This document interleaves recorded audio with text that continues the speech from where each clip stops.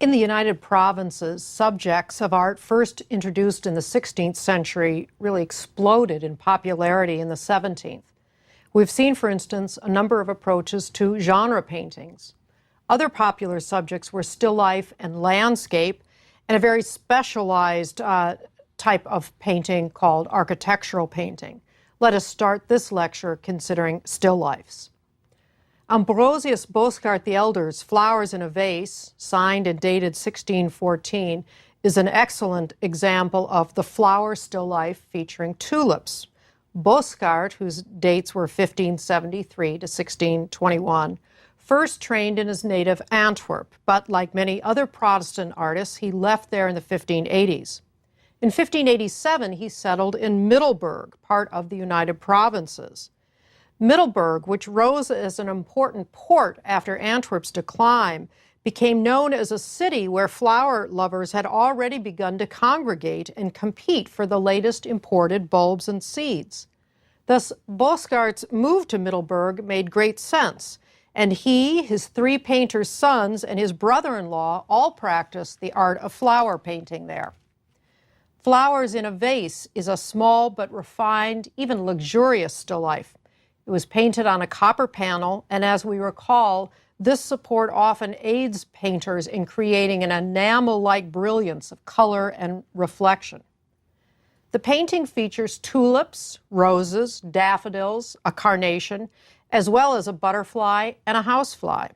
The flowers have been arranged in a drinking glass called a roomer, which has bubbles in its surface. That's how you recognize it.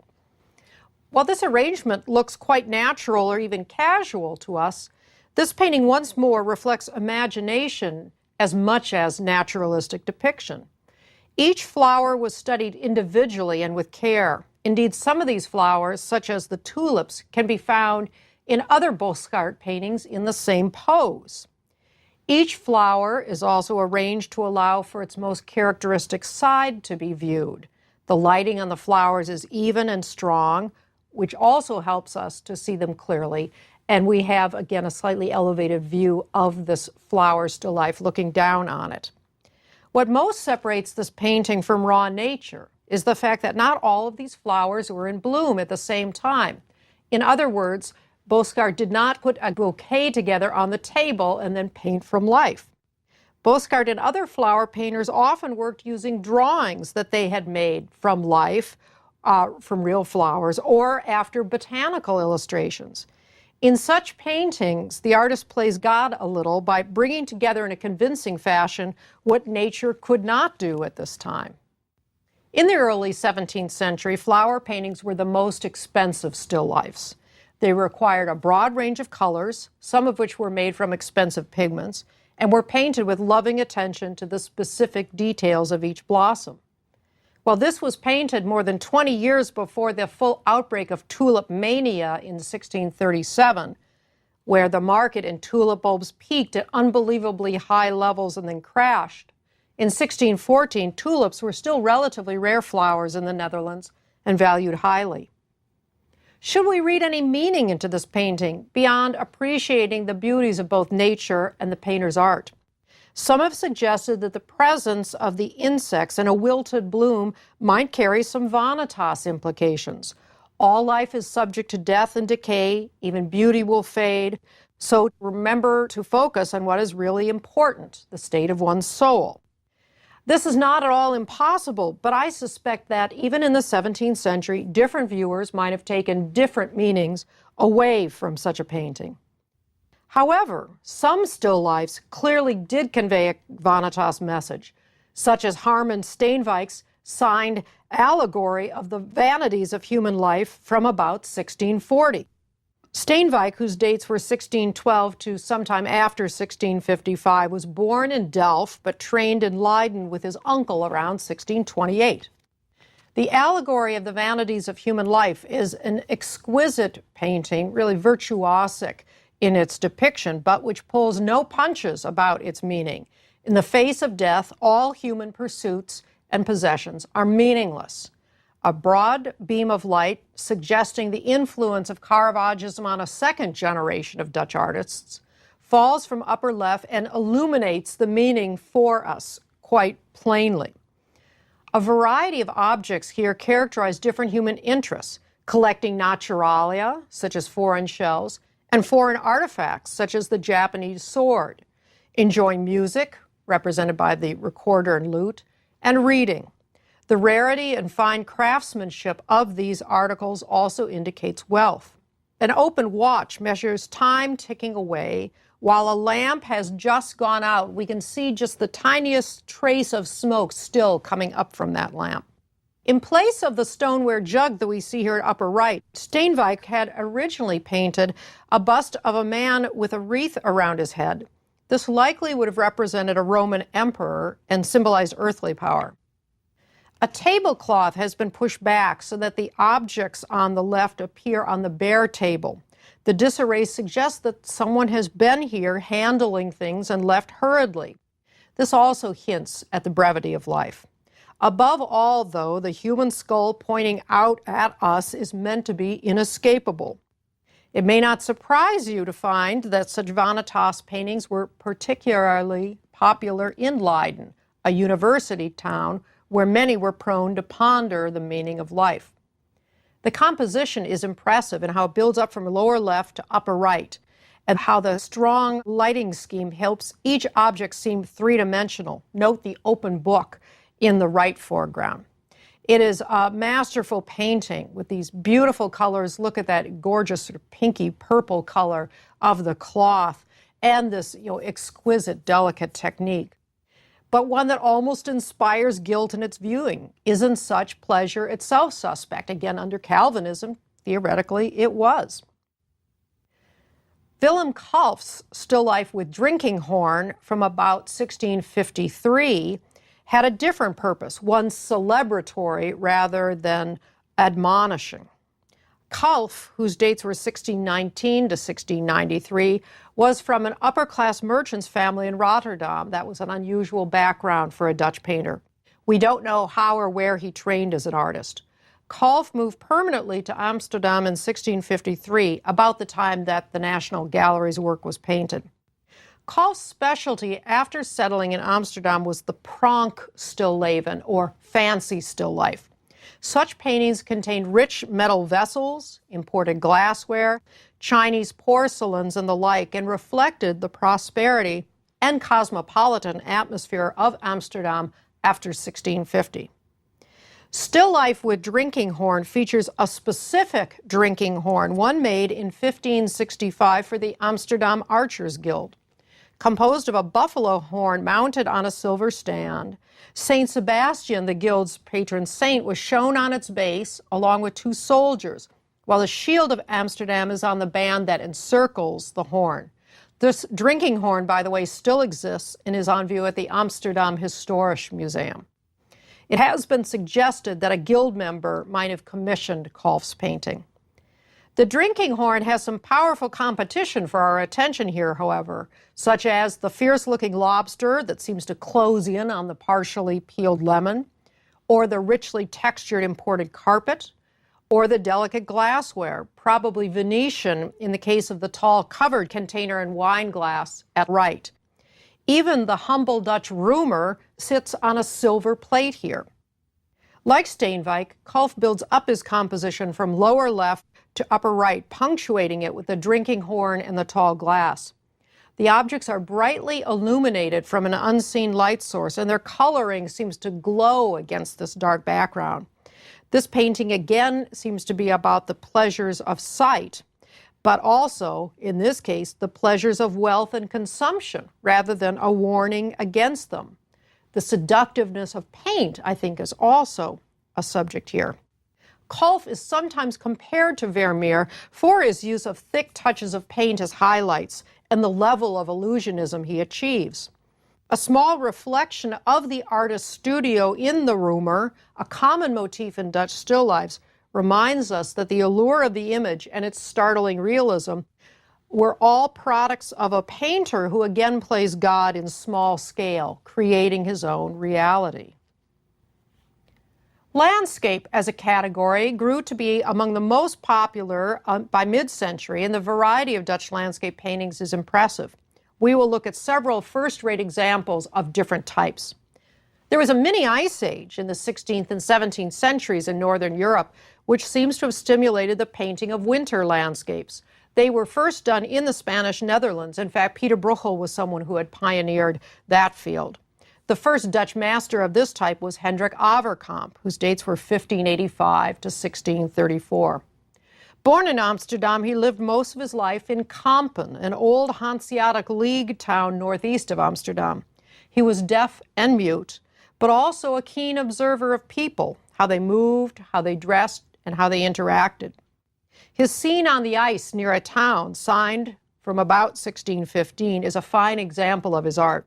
We have a bird's eye view of the scene where most inhabitants of a town seem to have turned out to enjoy themselves on the ice. Some play golf. That was a game on the ice that's more or less a combination of hockey and golf.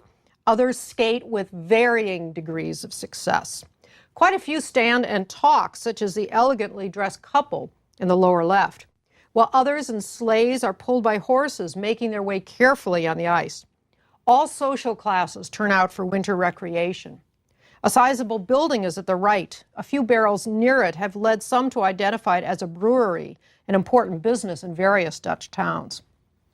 Averkamp observed weather as closely as he did people. The sense of atmosphere is almost palpable here, of a humid, half-lit winter day, not fully overcast, with blue and pink and gray tones. Note how the people skate into the scene towards the horizon, helping our gaze move in the same direction. Painted on an oak panel in smooth strokes, it is a seemingly simple yet very satisfying painting. Jan van Goyen was one of the most significant landscape painters in the 1630s and 40s who painted in a tonal style that was common at this time. Van Goyen, whose dates were 1596 to 1656, the son of a cobbler, was born in Leiden. One of his daughters ended up marrying the painter Jan Steen. Van Goyen, like many other Dutch artists, worked as a picture dealer as well and lost money in the tulip mania of 1637. There are 10 of his landscapes in the National Gallery. A windmill by a river, signed and dated 1642, is even simpler in its subject matter than Averkamp's, but deceptively so. You have to be a very good painter to capture the interest of a viewer with just a river, some sand dunes, a windmill, and a distant hint of a town. Only a few humans dot this landscape, and they are so small as to be types, not individuals. The color scheme is sharply limited, which is why it earns the description of a tonal painting. 3/4 of this painting is devoted to sky, and here is where all the drama lies. Various layers of clouds seem to move quickly over the scene, as they do in reality in the Netherlands with its seaside climate and low terrain. Sunlight breaks through here and there as the clouds seem to strengthen, then break apart. Both Averkamp and Van Goyen took advantage of painting along the grain of their oak panels to add a sense of movement across the surface, but Van Goyen's brushstrokes are much more obvious than Averkamp's. He employed the underlying gray-brown of the ground layer to create an overall tone, then painted quickly and often thinly on top of it. Look at the economical painting of the windmill, for instance, done with really just a few brushstrokes. Sadly, Van Goyen's skill was also his undoing. He produced something like 1,200 paintings in his lifetime. The National Gallery owns 10 of them. Unfortunately, open markets dictate that the greater the number there is of a commodity, the lower the price goes. And so it went for Van Goyen, who went into bankruptcy in the early 1650s. Obviously, this new open market for paintings took some time to adjust to. The role of imagination was just as great for landscape painting as for any other specialty. A prime example is the work of Albert Cuyp, whose dates were 1620 to 1691. Cuyp trained with his father in Dordrecht, his native town. Artist ancestors worked there from at least the 1580s. He married a wealthy woman and became a leading townsman in Dordrecht, serving in city government and in official positions for the Reformed Church. The National Gallery owns 11 paintings by Cuyp, 10 landscapes and 1 portrait. And on the wall behind me for this time has been one of the Cuyps in the National Gallery, one that has particularly lovely cows in it. River Landscape with Horsemen and Peasants, signed from about 1658 to 60, is a superb example of a Cuyp painting on canvas and is his largest painting. Despite its size, it seems immediate and fresh. It shows a still moment along a river. Cows rest comfortably and a horseman has paused in the foreground. Yet the stillness will be broken momentarily. A hunter at left foreground has taken aim at some ducks on the river. The landscape reflects the scenery not of Dordrecht, but along the Rhine River near and in Germany. Cuyp had traveled there earlier in his career and made drawings which he then used for the rest of his working life. The lighting here, however, is not a product of Cuyp's travels, but of art itself. He has incorporated a rich golden light the Dutch painters who had traveled to Italy encountered there, and then recreated in paintings back in the United Provinces. But Cuyp never traveled to Italy and knew of such lighting only through the paintings of the so-called Dutch Italianate landscape painters. Ironically, Cuyp was more successful than many of them in capturing the poetic essence of such light. Compare his clouds to those of Averkamp and Van Hoyen, and you can see how personal a cloud can be. Cuyp's tend to be pale gray and look a bit like cotton, and yet still thoroughly plausible as clouds. The size of this painting lets the viewer escape into this other world, quite a beautiful one. It is not surprising that his paintings were so popular with his Dordrecht social peers, who seem to have formed his principal market during his lifetime. The best-known Dutch landscape painter is Jacob van Ruysdael, whose dates were 1628 or 29 to 1682. Ruysdael trained in his native Haarlem. Like Cuyp, he traveled along the Dutch-German border around 1650, and in 1656 moved permanently to Amsterdam. There was a movement of many painters to the capital city after 1650. During his career, Ruysdael painted a wide variety of landscape motifs and developed a dramatic style, differing strongly from the tonal style of the previous generation. A total of 20 Van Ruysdael landscapes are in the National Gallery's collection, representing all phases of his career in the broad range of his landscape themes. 6 of them, including the one I focus on here, came into the collection in 1876 as part of the Wynne Ellis bequest. Van Ruysdael was very popular with English collectors in the 19th century. A landscape with a ruined castle and a church is a signed work from approximately 1665 to 70. Once more, a comparison of his clouds to those of Cuyp or Van Hoyen will point to the greater drama of Van Ruysdael's style. Changing patterns of light and shade and shifting shapes lead the eye quickly from left to right and then into space, where one's gaze lingers on the bright spot with a windmill just short of the horizon. 2 shepherds, their sheep, and a dog rest in the left foreground. They were likely painted by Adrian van de Velde, who collaborated with Van Ruysdael on several occasions. This shows again the highly specialized nature of Dutch art.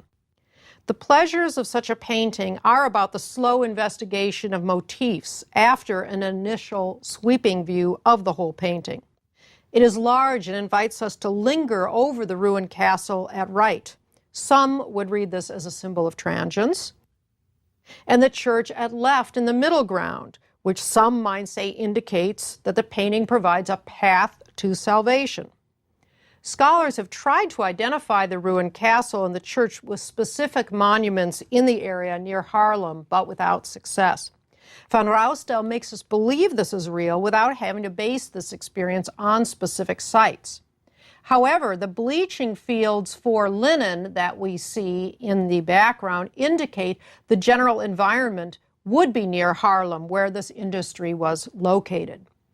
This composition must have been especially successful commercially, for there are 4 smaller variants of it by the artist. Van Ruysdael had a number of pupils who basically repeated his motifs and compositions, but one rose to a higher level, Meindert Habema, whose dates were 1638 to 1709. Habema, the son of a carpenter in Amsterdam, trained with van Ruysdael in the late 1650s. In 1668, Habema took on a civil service job as a wine gauger, a customs official who supervised the weighing of imported wines. He painted far less after taking this post. Like van Ruysdael, Habema became popular in 19th century England, and the National Gallery owns 9 of his paintings. The avenue at Middle Harness, signed and dated 1689, is considered by many to be Habema's masterpiece. We look down a country road towards the village of Middle Harness in South Holland with its church of St. Michael.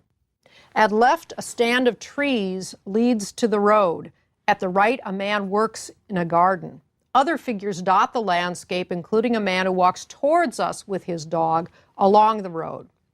Of course, what is most noteworthy here is the allée of trees, these trees planted equally on both sides of the road. These are tall, wonderfully spindly trees, each one different from the next, and they lead us into the space of the painting and up into the sky as well. This creates a wonderfully airy and open sense of space. Such a composition was not new to Habema. Cuyp, for instance, painted a similar allée of trees, but Habema's is the most dramatic and I think ultimately the most satisfying of these views. Originally, Habema had painted 2 more trees in the foreground, left and right to either side of the road. He then thought better of it and painted over them. It seems that by the 19th century, the overpainting of these trees began to thin and that they became at least partially visible. Conservators speculate that someone tried to remove even more of the overpaint to restore the trees and managed instead to damage a great bit of the sky in the upper center. The rest of the painting is in good condition, however, and the sky has been successfully retouched. Our last subject for this lecture is the extremely Dutch theme of architectural and townscape painting. They pioneered these motifs as independent subjects with hints to them already back in 15th century Netherlandish art and brought them to their first fruition. Peter Sanredam, whose dates were 1597 to 1655, was the first Dutch artist to specialize in painting depictions of churches, particularly church interiors. He was the son of an important engraver, Jan Sanredam. Peter trained in Haarlem and entered the Painters Guild there in 1623. Over the next few decades, he depicted existing churches and some town halls, principally in Haarlem and Utrecht, but also in a few other Dutch towns. Interior of the Grote Kerk at Haarlem dates from 1636 to 1637. Though neither signed nor dated, the painting corresponds to a preparatory drawing dated May 29, 1636, and half of a cartoon for the painting also survives. On the cartoon, Sanredam had written that the corresponding painting was completed in 1637. This carefully documented process was typical for Sanredam. He would work on site making construction drawings and preparatory drawings, often adding notations about certain challenges the scene presented. Then he would work up a same-size cartoon which was transferred to a prepared panel. Many of these surviving drawings are dated precisely. Sanredam worked extensively in St. Babos, also called the Grote Kerk, the great or large church, in Haarlem from 1628 to 1636, depicting the interior from various viewing perspectives. Here he has replicated the view from the north side of the choir looking across the nave. While the view is recognizable, Sanredam was always willing to adapt elements to make the 2-dimensional image of 3-dimensional space work better. In this case, the columns in the foreground are larger than they would be in reality. Ultimately, what appeals about Sanredam's paintings is their cool, restrained tonality, reflecting the reality of the whitewashed Gothic interior transformed into Calvinist churches. Such paintings seem so serene, a kind of visual oasis. But they are, like all other Dutch paintings, a complicated mix of reality and illusionism on several levels.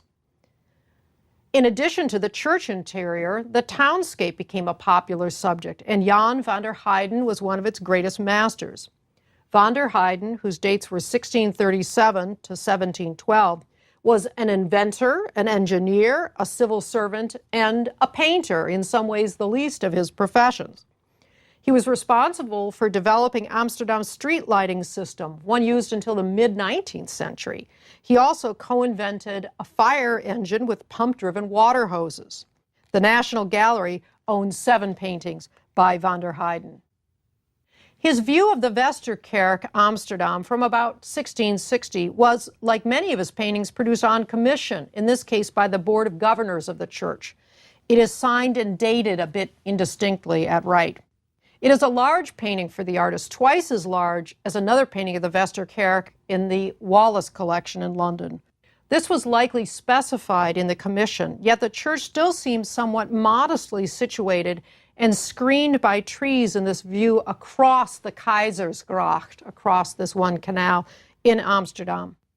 This allows us to see the incredible amount of detail included by Van der Heyden in his townscapes.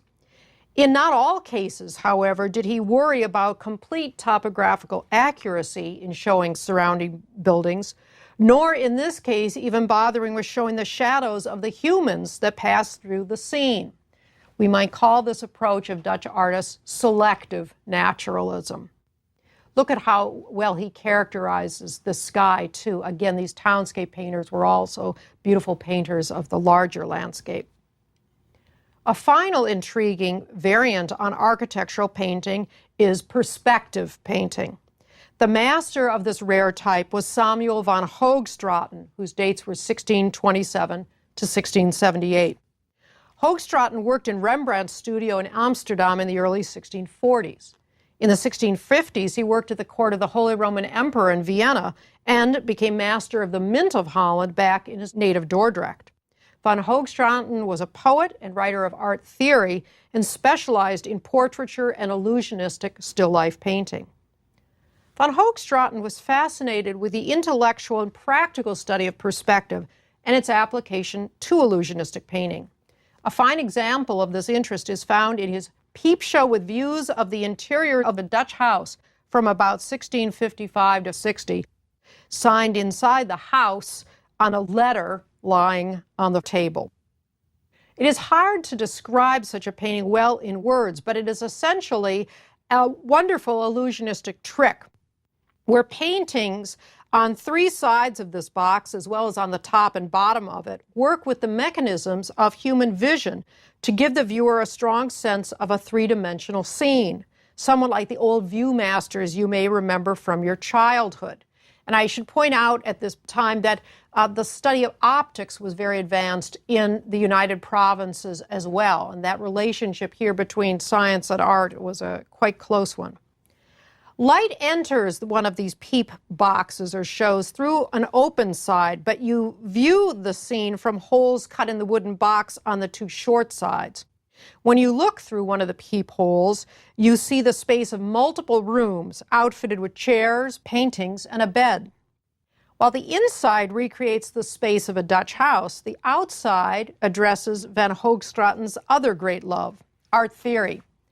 Allegorical scenes tell us about the painter's motivations, the love of art, the love of fame, and the love of wealth. These correspond to 3 sections in Van Hoogstraten's theoretical treatise, probably written later than when this box was made. Perspective boxes predate Van Hoogstraten, and he was not the only Dutch painter of his time to make them, but few survive. We only have 6 from the period 1650 to 1700, and that was the period of their greatest popularity. The connection between what could be seen as the trickery of perspective systems with art theory is clarified by Van Hoogstraten's written insistence that art is the mirror of nature, and that the truly gifted, well-trained artist is one versed in illusionism and artifice. We have seen paintings by 2 of Rembrandt's followers in this lecture and the last, Van Hoogstraten and Nicolas Maes. It is now time to turn to the master himself to see how his art fits in with that of his Dutch contemporaries as we have come to see it.